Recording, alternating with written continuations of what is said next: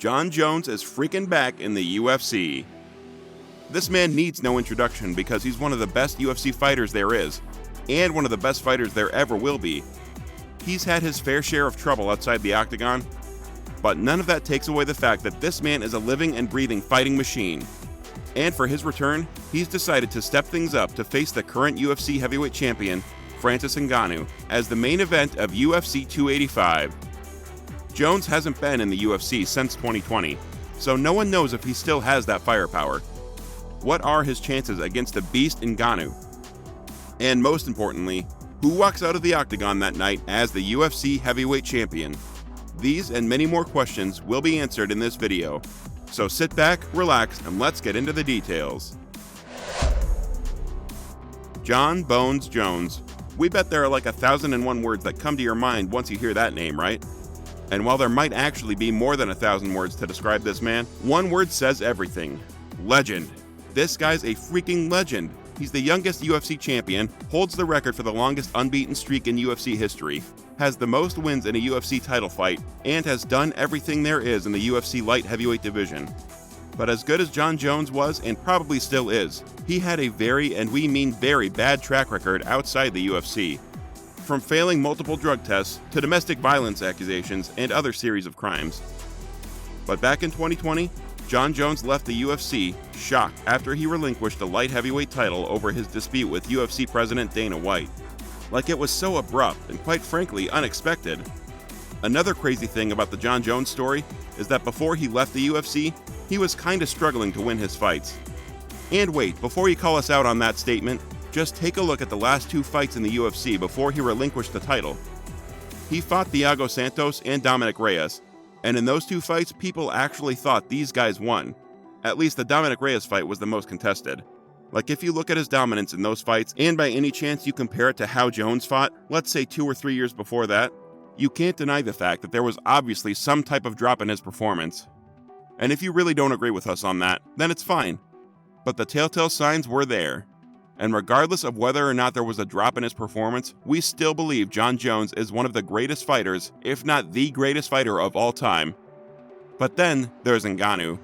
Francis Ngannou's story is one that just blows our minds because of how spontaneous it was. Like this guy never even planned to do MMA. He really didn't. He was born in Cameroon and was forced into child labor at a very young age. It wasn't necessarily against his will, but at the time he had no choice. His parents were poor.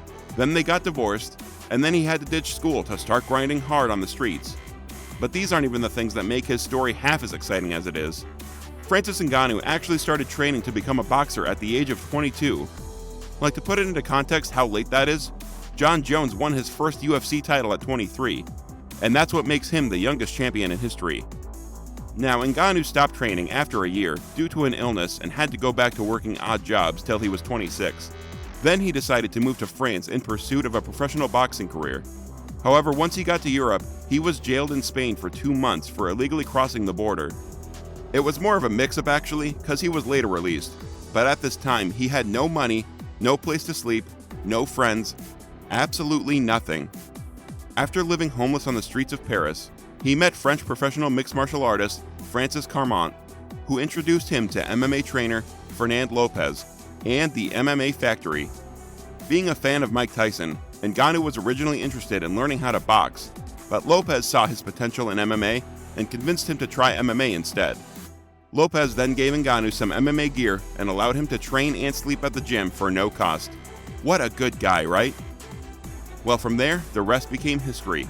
Ngannou is now the undisputed UFC heavyweight champion. He is now one of the few fighters that have put Africa on the map of combat sports, and he has now managed to transcend the highest point in his career, becoming one of the heaviest hitters in the UFC heavyweight division. So how would a typical Jon Jones versus Francis Ngannou fight go for the heavyweight title? Well, the first thing to take note of is the betting odds. Now, since this fight isn't completely official at the moment, we can't give the exact numbers of what the odds are right now. However, according to numerous betting sites, Ngannou is actually the favorite to win. And you might be asking yourself, in what world do people really think Ngannou can defeat Jon Jones?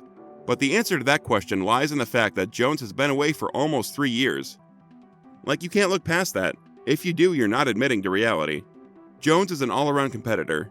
He's not such a phenomenal striker, but he's good enough to actually knock his opponents to the ground and finish the fight there with his astronomical grappling skills. His wrestling is great, his cardio is good, and he can easily go 5 rounds in a heated bout. So to answer the question of if Jon Jones' break from the UFC would affect him negatively, you need to know that this guy didn't train for some of his fights, even while he was still an active fighter.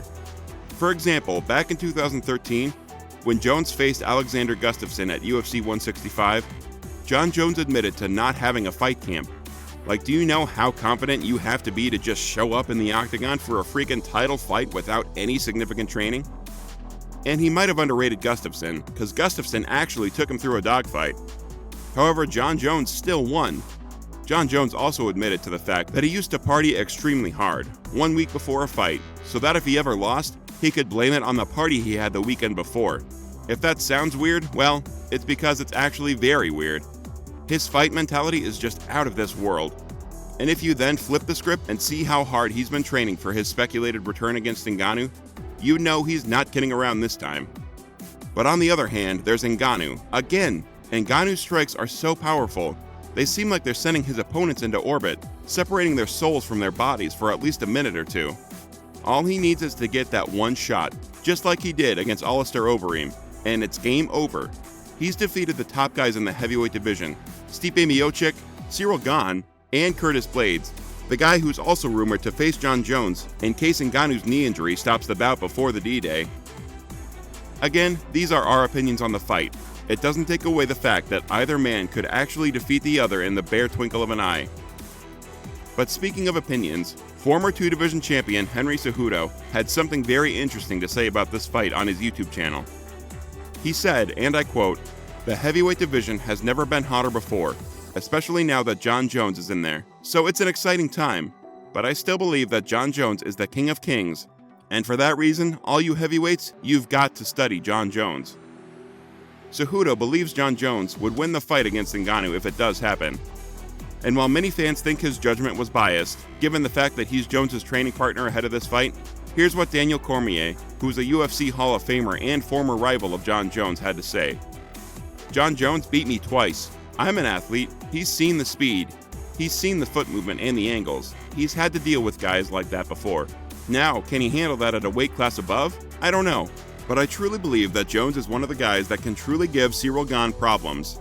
But I don't know who beats him. I think Francis has his hands full, man. I think Francis really has his hands full." Cormier rarely has nice things to say about Jones, so hearing this come from him is definitely a new one. And lastly, one man that we believe has good insight on this fight is Joe Rogan. Jon is an absolute monster when it comes to grappling, and he's also just as tall as anybody in the heavyweight division. He has a phenomenal understanding of distance. He's the very best at utilizing reach. When he goes up, how does he deal with these bigger guys? The thing about Francis, though, is that he has nuclear power. It's a totally different kind of power, and Jon has to be very, very, very aware of that. Francis has a giant striking advantage. So the question is, has Francis gotten better at grappling? Well, he definitely has, because he beat Ciryl Gane with grappling.